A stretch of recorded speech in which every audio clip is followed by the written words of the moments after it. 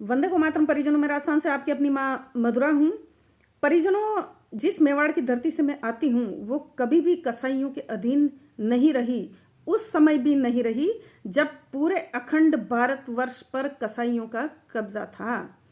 तो मैं अपराजित धरती से आती हूँ परिजनों, इसलिए मुझे बिल्कुल अच्छा नहीं लगता कि हमारे सनातन पर कहीं भी कोई प्रहार हो, हमारे सनातनियों, हमारे जैसे हिंदुओं पर कहीं कोई दुख बीते, उन पर कोई हिंसा हो, उन पर कोई समस्या हो।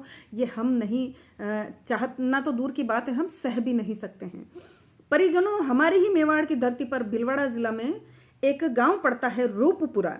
वहाँ एक गवर्नमेंट एम्प्लॉई, एक शिक्षिका द्वारा ऐसी पुस्तकें वितरित की जाती है जिसमें सनातन विरोधी और हमारे आराध्यों के प्रति बहुत अनर्गल टिप्पणी की हुई होती है। ऐसी ऐसी गालियां उनको दी हुई होती है कि मैं यहाँ दोहरा भी नहीं सकती।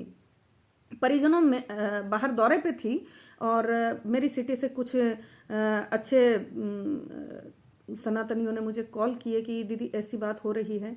तो मैं अपना दौरा बीच में रद्द करके यहाँ आई।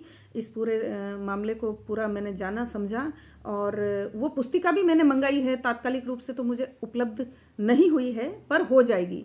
तो उसमें जो अनर्गल टिप्पणियां करी है उसके ऊपर मैंने आज अपनी बहनों के साथ मिलकर मेरे पद्मिनी फाउंडेशन के तहत उसके बैनर के अंतर्गत एक ज्ञापन यहाँ के कलेक्टर महोदय को दिया है और आशा करती हूँ कि उस पर बहुत ही तात्कालिक और एक सटीक कार्यवाही होगी, एक कठोर कार्यवाही होगी।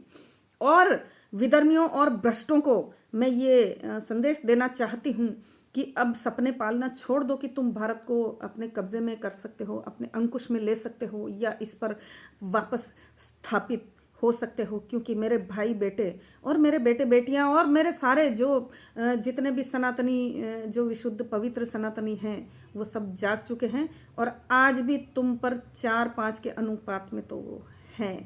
अब तुम उनको कैसे टैकल कर सकते हो, उसको कैसे इतने लोगों को अधीन कर सकते हो, ये तो 2 नंबर बात है। हालांकि ऐसा कभी होगा नहीं, तुम्हारे सपने कभी पूरे होंगे नहीं।